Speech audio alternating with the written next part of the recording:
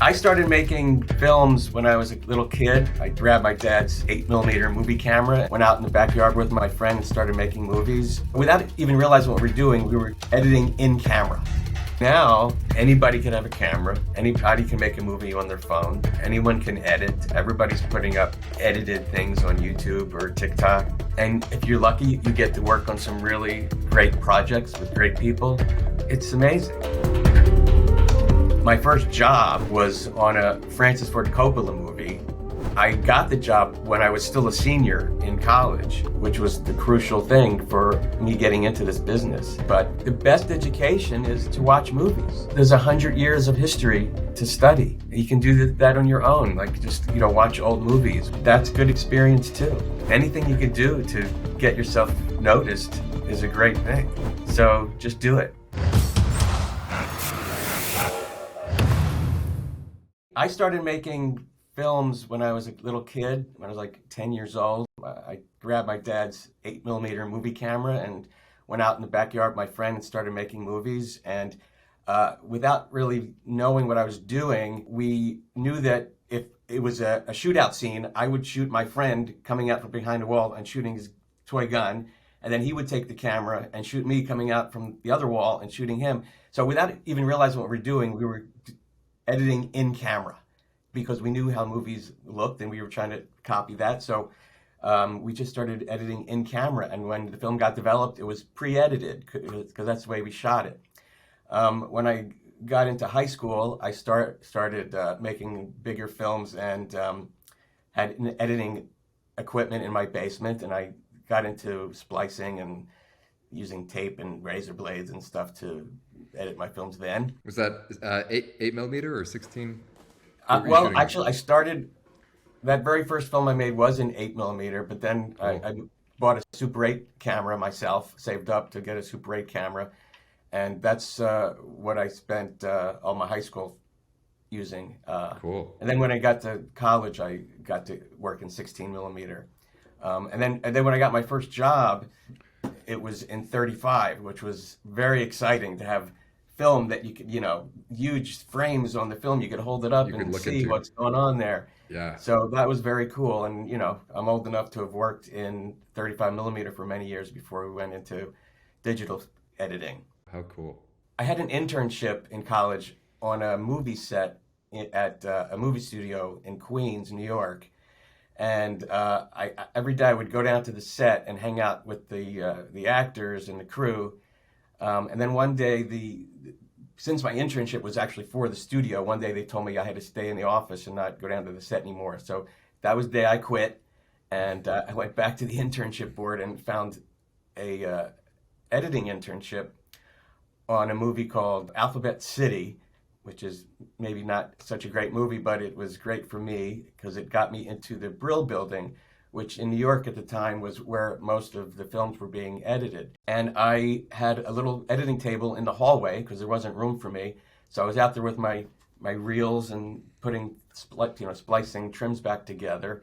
And back then, just from being there, just from being in the space, it was very social, and all the other editors on the other films would walk by and they'd stop and talk, and I got to know people.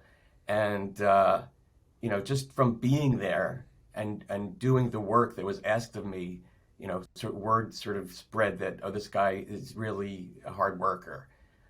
So when that job ended, I got asked to jump onto another film.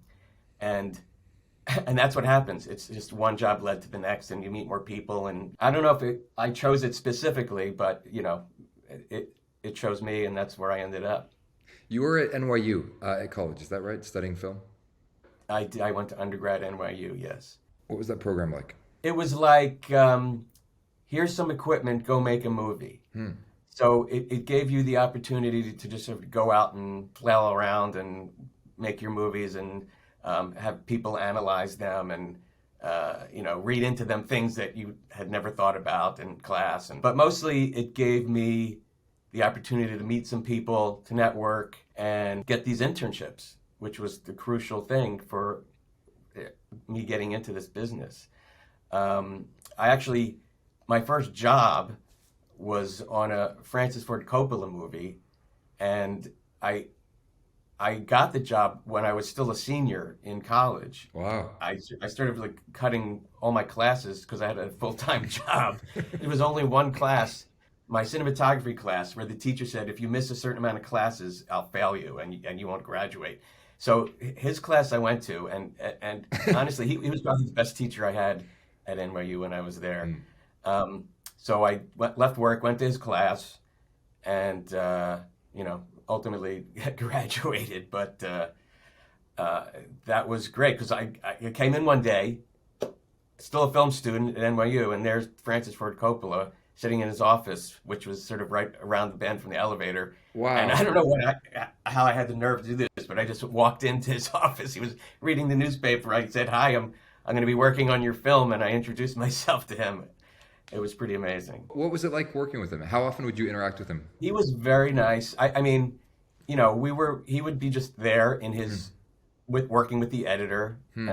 I was like the apprentice sound editor on Oh, it, cool. and he would just be walking around, and sometimes I'd be waiting for the elevator with him, and we'd just chat. He was very friendly. It was very cool, very cool. And in that building, the Brill Building, many famous people just were in the hallways, and you would Mm. see them just hanging out, like Paul Newman and Warren Beatty, and Wow. it was a very exciting place to be. And it's unfortunate that it doesn't exist anymore. Hmm. Would you hear Francis Ford giving notes on the edits, sitting there working with the editor and get to understand his No, thought I process? was not privy to that Hmm. information. It was just more like when they were making the Return to Oz, this sequel to The Wizard of Oz. He was telling me about it, and because he was producing it, and he was just Hmm. telling me about the director, and That's cool. it was things like that. But S- it's So Francis Ford Coppola. that's amazing. So what was next? I think after that, you could probably tell me better. You've probably been looking at my. I have you. I became friends or colleagues with a guy named Skip Levsey, and he was a big sound editor at the time, and he was hired to do the Scorsese film After Hours, and he hired me as the apprentice sound editor on it. And it was supposed to be a 3-week job, but it turned into about 6 months. And I worked with a bunch of films with him, and through him, I met Michael Miller, who had co-sound edited Blood Simple with Skip. Hmm. And Michael had wrangled the position of editor on the Coen Brothers' next film, which was Raising Arizona, saying that if they let him edit their next movie, he would work for, helping. They were having trouble selling Blood Simple, and he was helping them whittle it down a little bit. So, I was offered to be an assistant sound editor. I had been an assistant sound editor for a few years, and I was offered to work on the Coppola movie Peggy Sue Got Married. At the same time, I was offered to be the assistant picture editor on Raising Arizona. I chose to move into picture at that point, and then just stayed in picture from then on. Um, well, that's not exactly true. After I was an assistant for a few years, when I was trying to transition into becoming an editor, you don't get edit one thing and then you're an editor. You sort of have, you bounce back and forth a few Hmm. times. And I did go back and work on as a sound editor on a couple of things until I sort of got more established and was able to keep working as a picture editor. Such as Untouchables, is that right? You were a sound editor? Yeah, I actually cut all the Foley's on the step scene, the famous scene where the carriage is going down Wow. the steps. Wow. The Odessa step scene. I Yeah, cut all the Foley's and some of the sound effects for that scene, which was fun. that's awesome. And then Goodfellas was you also did sound on that one, is that right? Yes, I worked in the ADR department, which is where the actors come into the studio to either replace some of their dialogue that Hmm. has noise on it, or they're trying to change a performance. But a lot of that was the voiceover. Hmm. There's a lot of voiceover in that movie, Right. and so those actors, Ray Liotta, we just lost recently, unfortunately, Yeah. and Lorraine Bracco, they came in the studio and just read their voiceover, a lot of takes, doing it over and over again. And basically, I was preparing that for the ADR editor to choose takes and cut for the mix. So, That's but cool. yeah, but I got to go to some, a lot of screenings of that. Scorsese likes to do a lot of screenings on his films with an audience, and usually the audience is the crew. I So see. And then he'll make changes based on those reactions. Exactly. Wow. Yeah. Like, for example, that famous scene with Joe Pesci. Do I amuse you? You think I'm Hmm. funny? Like that was originally, as great as it is, it was originally longer, much longer, and it was great long. But things get whittled down for Yeah. because they take up too much time in the whole of the movie. I saw you give a talk on the scene, or I guess the editing style of Basquiat, where Julian Schnabel would have, at least in that art um, gallery scene, he has people, the actors walking around wherever they want to be, and then just a lot Yes. of coverage happening. What was that like cutting such a, it would probably be a lot of a chaotic scene for the post room.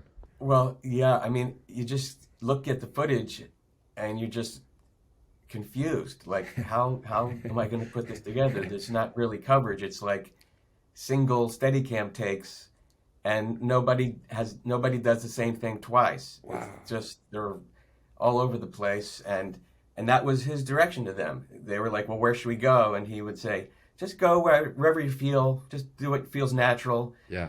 And and they shot it a bunch of times, and it wasn't like a shot here and reverse. It was just Were they following the lines generally? Was the story of that scene consistent, or was even that changing with each take? no. I mean, I think if I recall, they were mostly following the Okay. lines, but they were in completely different parts of the room in each Wow. take and facing different directions. So you have to get creative. So it just becomes you cut the dialogue and so that it makes sense, Yeah.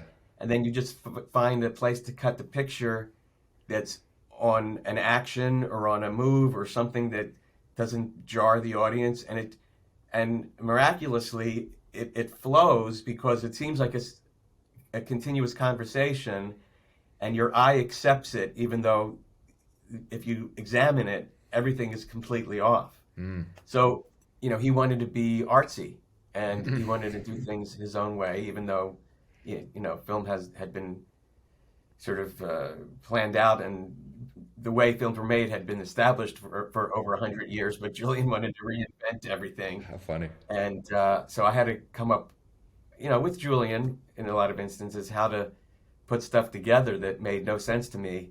But we just had to sort of create ways to make it work. For example, I said, well, we could fade to black here, and he would say, well, can't we fade to brown? Why do we have to fade to black? Everything had to be Wow. a question and Okay. a different thing. Yeah. Did you It was see? fascinating. I'm sure it was.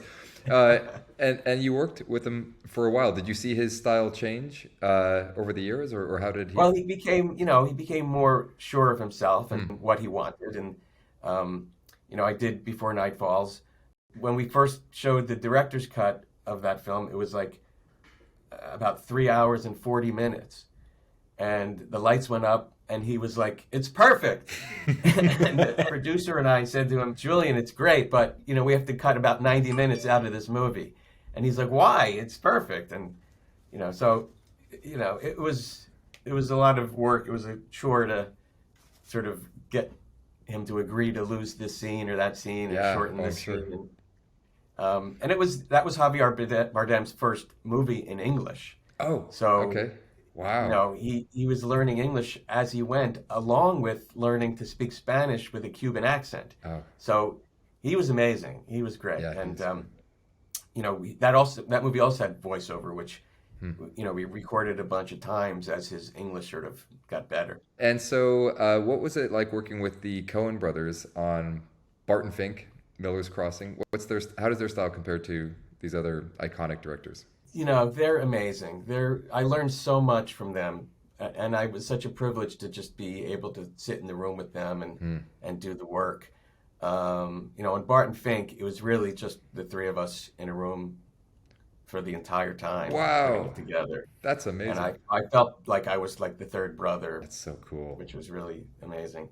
Um, yeah, they have a really interesting way of working, and what's amazing about them is they have such a clear vision of the film in their head Hmm.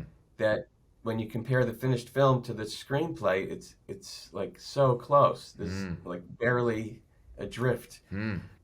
Yeah, I mean the way they work is we would screen all the footage, and they would take notes. And I worked with them when we were still working on film, and we had a chem, which is a flatbed editing machine where you would have a picture head and two sound heads. That's all we had at the time, just two soundtracks, or two picture heads and a soundtrack. You had the option, and then we had a moviola, an upright moviola. So we would screen all the footage, and then we would break it down into individual takes, and that's how people would edit back then. We would Ethan and I would take whatever take was selected for a particular line, and we'd run it through the moviola, mark an in point and an out point, hand it to Joel, and he would splice the film and tape it together and build the scene on the cam. And that's the process we would go through. There you were physically building the film with the Coen Brothers. Oh That is yeah, wild. for sure. Yeah. And same thing on Miller's Crossing. Ethan, Joel, and I were in one room, and there was another. Michael Miller was also editing in another room with another assistant, editing our own scenes, and then ultimately, join the film up together. And we'd have a screening, for example, and then come back and discuss what was working, what wasn't. And in Miller's Crossing, there's actually a huge sequence that was lifted out of the film that was one of the only big scenes that I remember being taken out of any of the films that I worked on with them. There was a rooftop gunfight between people in the street and snipers on a roof. And after our first screening, they realized that as cool as the scene was, it stopped the story from progressing. It was just like a pit stop for a shootout. So they sort of looked at each other and said, well, we just spent a lot of money on that scene, but it's got to go. Wow. Okay, so they were not precious. No. Yeah. And so with a set of directors who are who have such a clear vision for a film in their mind, it's rare. I'm sure. How challenging is it for you, the editor, when you have another idea that you want to explore? How open are they to your input, to your own creative contribution? I would say most directors are extremely open to any input the editor would have. They have an idea of what they want the scene to be in their head, but when I get the footage, for the most part, I attack it fresh. I don't have any thoughts from the director. I don't have any. I have their notes, and I'll read them, but I won't necessarily follow them because this is my version of the scene. This is my version of the film. Yeah. I take advantage of that, and I try things, and you can always change it later. You're never locked into anything, especially now. You can have like 100 versions of things. So the director will see it, and they'll either say, wow, that's great, I never thought of that, or they'll say, I love it, but let me see it the way I intended, and then I'll make a decision. Or sometimes I'll cut a scene knowing that it's never going to end up in the movie, but I'll cut it and sort of early on in the process start planting the seed to the director that maybe the scene is not that important, and eventually, almost always, they come around and it comes out. Cool. What was it like working on Sex and the City? I'm still working on Sex and the City all these years later, which is crazy. About to go into And Just Like That season 2. It was an incredible experience that I had no expectations for, when I started it. I got called in to meet with the director of the pilot. It was Susan Seidelman, and I was having a meeting with her. I had no idea who Darren Star was. He was sort of milling around in the background, and Susan hired me. I met Darren. It was a 4-week job in 1997. How did that meeting come to be? So in the TV world, when a new show is being packaged, at what point is the editor decided on, and how do they choose from the options? And you're hired in pre-production, and you usually start on day one of shooting, or even the week before, to get your room set up and everything, make sure everything's working. And what they shoot on Monday, you have on Tuesday. You're right out of the gate, you're working on the scenes. Have you had creative meetings about with the director about the vision? Not usually, not usually. Okay. You get the film day two, Mm. and usually uh, the last day of filming, you have those dailies the following day, and your cut is complete 2 or 3 days later. Amazing. You're showing that to the director, and you go through, it's television, so you go through your director's cut with the director for a couple of days, and then the producer comes in. Darren came in and worked with me for a week or two, and we sent it to HBO. They had some notes, and we addressed those notes. It may have run into week 5 or 6, but then it went away. It went bye-bye. Never thought I'd hear from it again. HBO tested that pilot for about a year until they decided to pick it up as a series. So a year later, we set up our cutting rooms again, and they started shooting season 1. And our pilot, we still made little adjustments. It hadn't been, Okay. final mixed yet. Okay. And so that was 1998. That's amazing. So the pilot was the same pilot that you had shot, but over this year of testing, showing it to many different audiences, HBO had a more clear perspective on what they wanted it to be. So that's what you went to. It was not what they wanted it to be. It was like, are the audiences going to watch this? Do I the see. audiences like these characters? They have these very specific testing facilities where, and they're almost like got electrodes on the people's head as they watch the show. And if you like it, you turn the knob up. If you're Scientific. bored, you turn the knob down. And they Wow. have these graphs, and it's crazy. They get into like, we need a joke 34 seconds in. It's really that specific? It is very specific. Not necessarily on that show, but when they do these previews on shows, yeah, they get very specific. That's incredible. And so maybe in that final version of the pilot for that show, a certain character is getting more screen time because audiences turned out to really like that person, or another character is being reduced, or what other changes will you be making? No, I mean, the premise for the show is it's the 4 girls, and Sarah Jessica's the main girl. That didn't change. Everyone probably has noticed 25 years ago that we used to have these, people on the street interviews that people would talk to the camera in season 1. And I think people ultimately didn't like that, and the producers decided to remove those type of things in season 2. And as the seasons went on, people got so attached to the characters. I mean, it was a nothing show when it came on. I remember going to the cast and crew screening for season 1, and I showed up to the place, and there's Sarah Jessica just walking up by herself, and we went in together, and there's no big deal.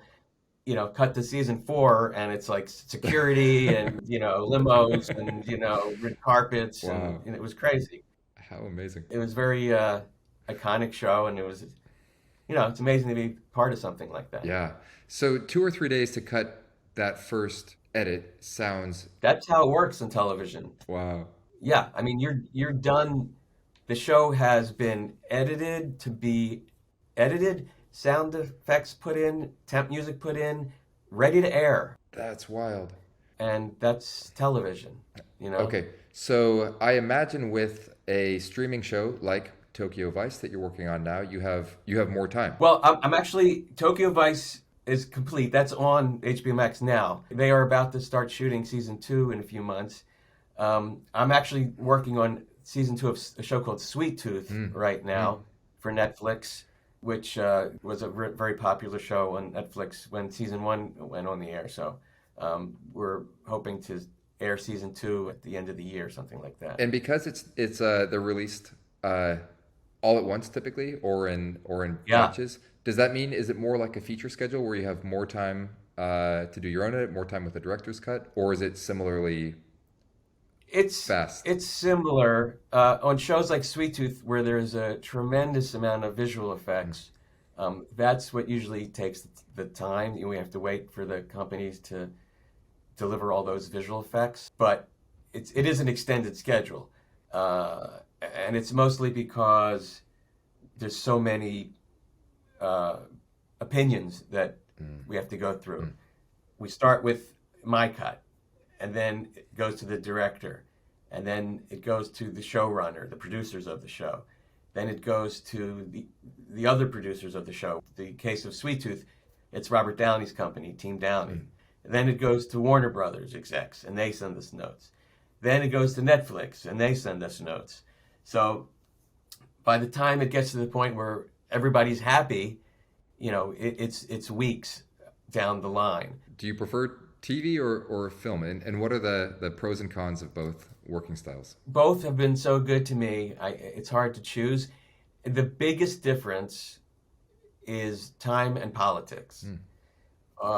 On a movie, after I've done my cut, which I also, most editors I imagine also complete their first cut within a week or two. That's so fast. Yeah, time is money. They want to get you off the job as soon as possible. Yeah. But that's how it works these days. And on a TV show, on an hour show, a director may get like anywhere from 2 to 4 days, and then they're gone, and they have no more say. Amazing. On anything. A director on a TV show has very little say on the final show. They get to put their imprint on, and then they're gone, and the producers has complete control, and they could, do whatever they want. A lot of times, not a lot, but occasionally, the director's cut will get completely tossed out, and they'll go with the editor's cut and then work from there because it's closer to what they want it to be. Sometimes the director's cut is close, and we'll just make some changes. You never know how it's going to go. Some directors get what we're doing, and some are little, want to do their own thing. But it's amazing how much more power the writer has in TV. The showrunner is often someone who came up through the writer's room. Completely. Whereas on a movie, that they barely want the writer around at all. Yeah. On a movie, the director is, who you're working with. That's who your loyalty is to, and he gets 10 weeks to do his version of the movie. A lot of times we work very quickly and we get through that process weeks ahead of time. And then you go, well, should we sit around or should we show it to the studio and start getting their notes and incorporate what they want to do? And sometimes when there's a lot of visual effects or it's a big like tentpole movie, obviously there's a lot of input from various people and schedules get very long and you're down to the wire. But on like a small film, it really can be done in a reasonable amount of time. And also, like I said, the politics. On a movie, you're working with the director and you have the producers and the studio. On a TV show, you have the network, the studio, the director, A lot more cooks in the kitchen and a lot more sort of clients to please. Does that affect the work, do you think, or does it just require more mental bandwidth to get to a final product that you're happy with? A lot of times we'll get notes and the showrunner and I will look at each other and go, we can't really do that. So X that one off, or, we'll tell them we tried something. Yeah. And, you want to give every note its fair share because sometimes it may seem ludicrous, but when you try it, might be good. You might see something else that go, well, that doesn't work, but we could do this, and that's great. Yeah. It leads a lot of stupid notes lead to great ideas.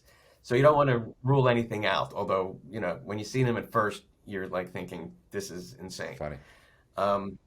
But you have to learn that you can't be defensive on what you've done because there's a lot of other people involved, and ultimately, somebody else is paying for this. It's their thing, and you're just helping them to get to the end of the line.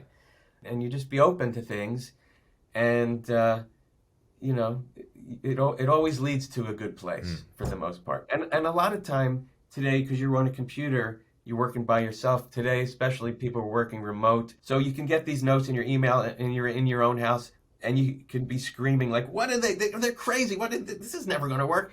But then you have a cup of coffee, you sit down, and you try it. Yeah, that's great. Are you when you're on your computer remote? Are you on Avid Media Composer? What software do you use, and what software do you think is? I love Avid.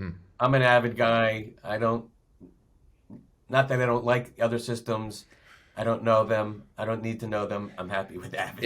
In film and TV, most of the editors I'm talking to are Avid people. Do you think that'll remain constant, or do you see it starting to change with DaVinci, Adobe? A lot of younger editors that I meet are being taught Premiere in school, or that's what they have at Mhm. home because it's easy to get. But most of the projects I work on are on Avid. On a TV show, you're one of two or three or more editors, and everybody's pooling from the same central Unity system or other system like that. So you can't just work on whatever you want. You got to be working what everybody's Right. working on. I've been asked to like recut movies that were originally cut on Premiere or Hmm. something, and in situations like that, I try and sit down and do it, and it's just too much, brain power to figure out. So I'll have like an assistant who knows the system really well, and I'll just say, do this, cut here, try this, whatever, and that's how I get through things like that. But Who are these assistants? So how would someone who dreams of having a career like yours and understands that being an assistant or an apprentice, as you described it earlier, is probably the surest path to get in there. How do people get their foot in the door as an assistant or as an apprentice? you sort of just have to reach out into the community of editors and start meeting people. There's the Post New York Alliance here in New York, where it's a group of editors and editing companies, and they help each other find work and let everybody know what's going on. That's something that you might want to join. Um, you can talk to the Motion Picture Editors Guild and sort of ask if there's any editors who you can reach out to that would be willing to talk to you. Students reach out to me sometimes. Michael Miller, who I had worked for years ago, is now teaching film, and he brought his class to my office here a few months ago. And I spoke to all the students, and one of them moved to New York, and I gave him some tips and some people to check in Oh, with. that's great. Reach out to other assistant editors because editors don't necessarily know that many assistants Mm.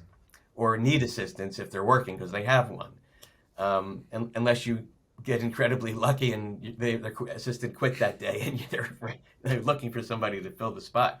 Um, I would, reach out to assistants and just stay on their radar. So when you're interviewing someone or considering someone Yeah, for an assistant role, what are you looking for? you're looking for someone who can basically keep me working Mm. and keep the editing room moving like a well-oiled Yeah. machine and leaving me out of it for the most part so I can do what I need to do. Don't let me know that there's a disaster at the lab or whatever, just to keep feeding me my scenes, feeding the sound editors what they need, feeding the composer what he needs, feeding the marketing department what they need, um, and just keeping things moving and being a friendly face and being just like fun to hang out with. And you always want to get at least two recommendations because some people's treasures, other people's garbage. Like I've gotten great recommendations on an assistant, and I'll call another editor and they're Stay like, away. "Don't hire that Oh person. yeah. They're Okay. terrible." So you gotta thoroughly check Yeah. people out Have sometimes. you had any disasters, any editing room chaos where you almost missed a deadline because of having the wrong person? Well, two quick stories. When I did the pilot for Desperate Housewives in California, and I edited this scene, and the next day I came in, and it was gone, Oh like no. no sign of it. I What? mean, I was like to my assistant, like, well, is there an addict? Do we have a backup? Like, what's happening? Where's my scene? And, usually you go to a backup and, oh, there it is. It wasn't anywhere. And I don't, to this day, don't know what happened. I just saw on an Avid blog this morning, this happened to somebody. They're like, has anybody seen this before? Oh I mean, I didn't no. know it still happened. This was, a long time ago. Um, but I had to recut the whole scene from No. scratch. I knew what I had done, but That's I still brutal. had to redo it. Yeah. Um, Many, many years ago, when Avid was sort of new, I hired an assistant who said they were, very capable on the Avid, and I would be getting my scenes. Everything seemed okay, and then I got a call from Avid support team saying, "Why is your assistant calling us 50 times a day?" She lied to me Oh about no. knowing the average. Hopefully that worked. Hopefully she knew enough for the next job to work I out. mean, I lied to get my first job, so Yeah. sometimes it worked. What can editors early in their careers be doing right now to prepare themselves for a career like yours, working on amazing shows and movies?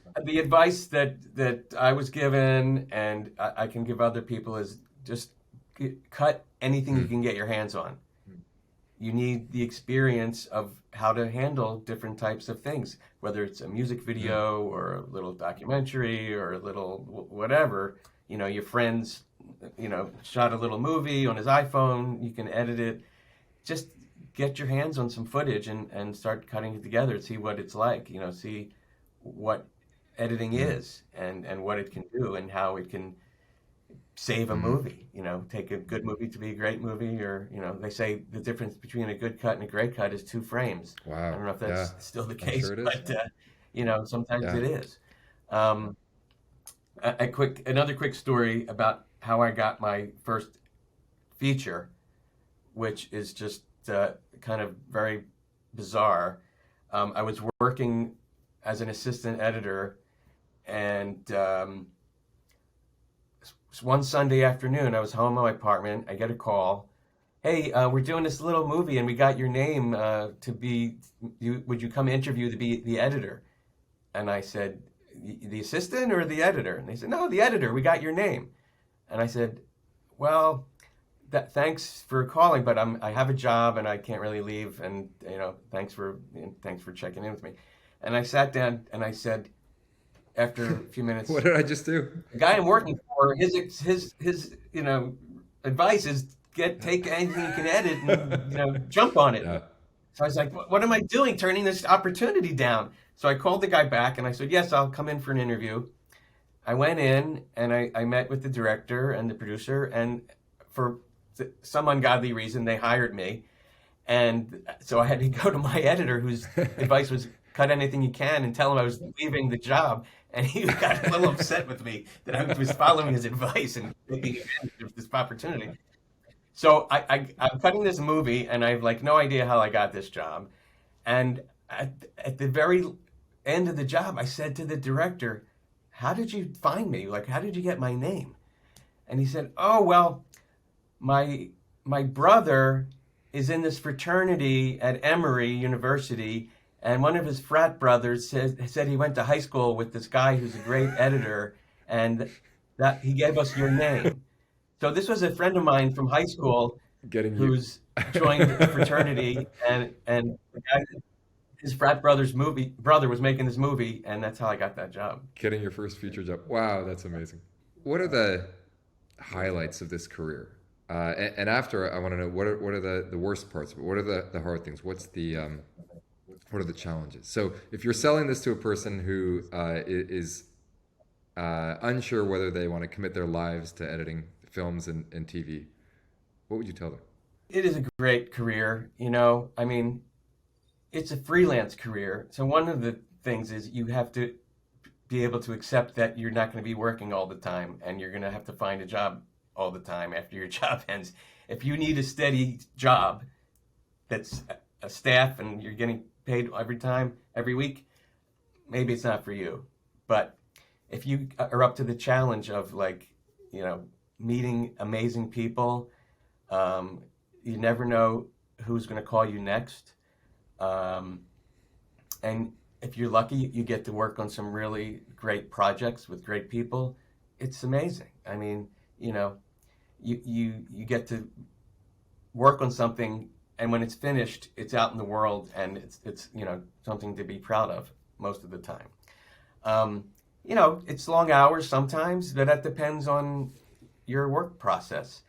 When I was working on films, when I was an assistant, I would see people working like 12, 14 hours a day after day, and I would like, is this my life? Just go home, sleep, come back to work, and that's it.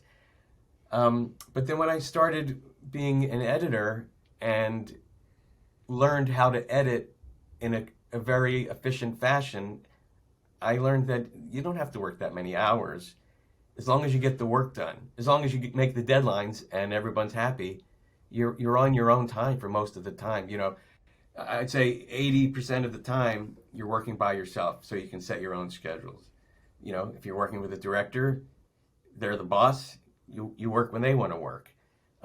So your schedule can be slightly flexible a lot of the time. Um, but there's pressures. There's pressures when you have a preview screening with an audience, and the studio may not be happy. And are they going to fire you? Are they going to, you know, say this film we need to completely redo this movie or whatever? Um, so like with any job, there's highs and lows, but mostly highs because most of the time you're in a room with people you like, laughing and putting together some, project that's worthwhile. Great. One more quick thing about that. There's a place in Los Angeles called the Magic Castle, and Oh yeah, you know that it's place. famous. So I was standing in line for brunch one day outside, waiting to get in, and there was this family in front of me, parents and this young woman, their daughter, who was saying that she wanted to become an editor, and her parents were like questioning that choice as a career. And it was almost like that scene from Woody Allen. I like stepped in and said, "No, it's a great career. I'm an editor. I make a living." So, it was very fun. What are the scariest parts? So when you're in between jobs, how do you how do you deal with self-doubt, or what do you wrestle with in between? Well, there's Yeah. always self-doubt. There's always like, will I ever get hired again? And when you do get hired, do I remember how to do this? That's always your first Yeah. thought when you get your first scene. That never goes away. Um, yeah, when a job ends and you don't have another one lined up, you want to be able to enjoy Hmm. your time off or Mm-hmm. go on Mm-hmm. vacation. But sometimes you can't because you're worried about Right. when you're going to get Yeah. another job and can I spend money on a vacation right now? Maybe do I have to start saving money? But that's part of it. That's part How, of it. in terms of travel, so as things become more and more remote, in the post-production Yeah. world, how flexible is your travel schedule? Can you be working in other places, and how often will you get to go to set, or how often are those dailies coming to you when you're in the same location as the shoot's happening? Well, when I am on the same location, um, I do like to go to set as often as possible, and that's usually just in the first Cool. few days because then film starts building You up, have to be and I there have to, cutting it. be Yeah. in the editing room. But if you don't go to set, then you never meet anybody. You don't know, the production crew doesn't know anything about post usually. They don't know we exist. So you do want to sort of show Cool. face. So I'll go to set and I'll, sit with the director or the script Oh, that's fun. supervisor. I'll get to meet if I haven't met the DP already. Usually I'll have met the DP, but you know, some of the actors say hello because like I'm like, oh, I know you, but you don't know me. I see your face all day long, but I'm a strange person approaching you. And once they know who you are, they're like so happy to meet you because You're going to be shaping everything they're working on. Yeah. exactly, yeah. If they know what's good for them, they'll be happy to meet the editor. You, you're the one that removes the awkward shots or not, those awkward angles. Exactly, Yeah. exactly. So I do like to go to set and just hang when I can. Um, but working remotely, the pandemic sort of Hmm. changed the world. These systems were invented for remote work, um, and they've improved a lot over the last 2 years. But now, like on Sweet Tooth, now the production crews in New Zealand, the post producer, and all our local avids are in Los Angeles. We have a VFX editor in Chicago. We have an assistant editor in South Carolina. We have another assistant and the composer in New York. And that's the Yeah. world today. We're a lot of restrictions about a New York editor going to work on an LA project or vice versa. But now it doesn't matter because you don't, they don't necessarily have to fly you there Right. and put you up. You know, I mean, on a bigger film with a bigger project, they would. Um, but on a TV show now, it's like it doesn't matter where Hmm. you are. Everybody can be anywhere. Tokyo Vice, they shot that in Tokyo, and a lot of the people were in Los Angeles, and I was in New York, and it was anybody could Did be you get to go anywhere on that now. set? In Tokyo, no. That must have been fun. I almost went to the set. I worked on a show called Marco Polo, and there was a point where they were going to fly me and a couple of other editors to Malaysia to work with the producers there, but that got Okay. nixed at the last minute. We all got our vaccinations to go, but then they canceled the Oh man. trip. So obviously you went to NYU, one of the top film programs in the world. How essential or how important was that in getting your career started? And what do you think is the value today of going to film school versus self-educating, watching YouTube and practicing these skills just with your own tools? I could make a very strong argument for both sides. Um, the best education is to watch movies. Watch there's 100 years of history to study. You can do that on your own. Like just watch old movies. Watch when my kids were young, we'd go to the when there were video stores before they were streaming, and their favorite section was new release. And I was like, there's so many great old movies. You can't always go to Yeah, new yeah. release. Um, but that's that's where you study old movies. Just watch movies, see how they're put together, see how the edits. Try and predict where an edit's going to come, feel the rhythm of where the edits are. Um, in film school, you get to work with other students who want to make films. You get to work on crews. You get to see what working on a crew is like. You get to go out there and have some professional equipment to work with, and teachers who will sort of guide you along. It's not something that they really teach.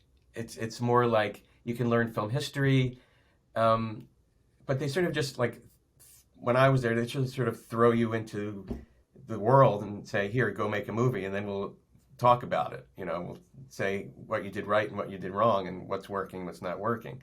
Um, Now anybody can have a camera. Anybody can make a movie on their phone. Anyone can edit. Everybody's putting up edited things on YouTube or TikTok or any app, and that's good experience too. Anything you can do to get yourself noticed is a great thing. So just do it, basically. Whether you go to film school or make your own movie with the money you save from not going to film school. Getting stuff noticed is not so easy. Like my friend and I, we just made a film. We co-wrote it, and he directed it, and it's on Amazon now. But getting people to find it and watch it is a real challenge. As well reviewed as it is, and as how many people call us and say how much they love it, getting the word out is challenging.